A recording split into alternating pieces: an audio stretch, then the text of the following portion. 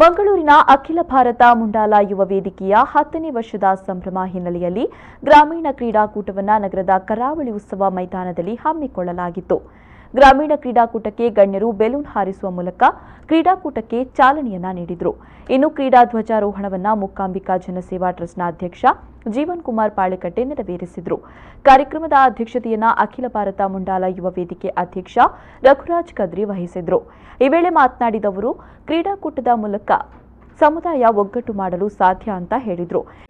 ನಮ್ಮ ಮಕ್ಕಳಿಗೆ ಸಹಕಾರ ಮಲ್ಪನ ಜಿತ್ತಿನ ಒಂದು ಸಾಧಕೆ ರಾವಡು ನಮ್ಮ ಬಂಧುవులు ಖಾಲಿ ಒಂದು ಸಾಧನೆ ಮಂದಿ ಸಟ್ಟಿಗೆ ನಮ್ಮ ಮಕ್ಕಳೇನು ಪಿರತಿರ್ಗಿ ತೂಪಾನಿ ಯಾನೇ ಮಲ್ಲ ಜನ ಪನ್ಪಿಚ್ಚಿದಿನ ವಿಚಾರಲು ನಮ್ಮ ಮಕ್ಕಳ ಬರ್ರೆಬಲ್ಲಿ ಅವು ಬುರ್ದು ನಮ್ಮ ಮಕ್ಕಳೇನು ತೆರ್ತು ಬರ್ತದೆ ನಮ್ಮ ಮಕ್ಕಳಿಗೆ ಸಹಕಾರ ಮಲ್ಪನ ಜಿತ್ತಿನ ಒಂದು ಸಾಧಕೆ ಯಾರೇ ನಮ್ಮ ಮುಂಡಾಲ ಬಂಧುಗಳು ಬಯಸೋಡು ಬಂದು ಪನೊಂದು ಈ ಒಂದು ಕ್ರೀಡಾ ಕೂಟ.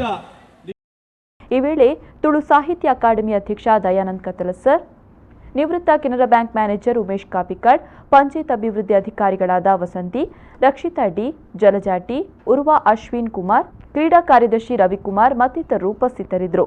ಇನ್ನು ಮಹಿಳೆಯರಿಗೆ ಹಾಗೂ ಪುರುಷರಿಗೆ ಲಗೋರಿ, ಹಗ್ಗ ಜಗ್ಗಾಟ, ಇದರ ಜೊತೆಯಲ್ಲಿ ಮಕ್ಕಳಿಗೆ, ಮಹಿಳೆಯರಿಗೆ ವಿಶೇಷ ಕ್ರೀಡೆಗಳನ್ನು ಏರ್ಪಡಿಸಲಾಗಿತ್ತು.